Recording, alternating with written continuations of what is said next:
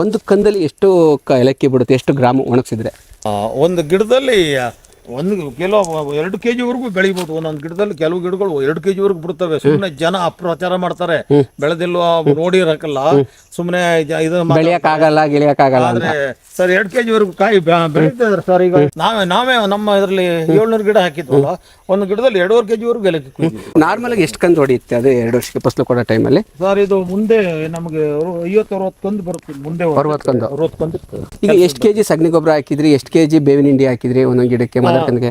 Sir ಈಗ ನಾವು ಒಂದು ಅಡಿಗೆ ದನ ಗೊಬ್ಬರ, ಒಂದು ಮಂಕ್ರಿ, ಒಂದು ಕರ್ಗಿರ ಗೊಬ್ಬರ, ಒಬ್ಬರು ಏನ್ ಮಾಡ್ತಾರೆ ಹಸಿ ಗೊಬ್ಬರನೇ ಹಾಕ್ಬಿಡ್ತಾರೆ ಪೋಷಕರು. ಆಮೇಲೆ ನಾವು ಕಾಫಿ ಹೊಟ್ಟನ್ನ ಒಂದು ವರ್ಷದ ಬುಟ್ಟಿದ ಕಾಫಿ ಹೊಟ್ಟಿದ ಗೊಬ್ಬರ ಸ್ಥಳಕ್ಕೆ ಒಂದು ಹೆಡಿಗೆ, ಈ ಹೆಚ್ಚು ಕಮ್ಮಿ ಮುಕ್ಕಾಲು ಹೆಡಿಗೆ ದರಿನ ಗೊಬ್ಬರ, ಮುಕ್ಕಾಲು ಹೆಡಿಗೆ ಕಾಂಪೋಸ್ಟ್ ಮಾಡಿದ ಗೊಬ್ಬರ ಹಾಕಿ, ಆಮೇಲೆ ಮಣ್ಣೆಲ್ಲ ಅದಕ್ಕೆ ಇದೇ ತೋಟದ ಮಣ್ಣನ್ನೇ ಇದು ಮಾಡಿ ಮಿಕ್ಸ್ ಮಾಡಿ ಗಿಡ ಹಾಕಿರೋದು. ಆಮೇಲೆ ಬೇವಿನ ಹಿಂಡಿ ಹಾಕಿದಾಗ ಬೇವಿನ ಹಿಂಡಿ ಒಂದು ಕಾಲ್ ಕೆಜಿ ಕೊಟ್ಟಿದ್ವಿ. ಕಾಲ್ ಕೆಜಿ ಕೊಟ್ಟಿದ್ದೀರಾ? ಬೆಲೆ ಬಂದಿದ್ದಾವೆ. ಓಹೋ, ಫಸ್ಲೇ ಸ್ಟಾರ್ಟ್ ಆಗ್ಬಿಟ್ಟಿದೆ 10 ತಿಂಗಳಿಗೆ.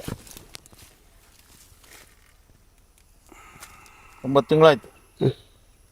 ಒಂದು ಎಷ್ಟು ಕಂದು ಹೊಡೆದಿದೆ ಸರ್ ಈಗ? 1 2 3 4 5 6 7 8 9 10 11 12 13 14 15 20 25 ಕಂದಿದೆ.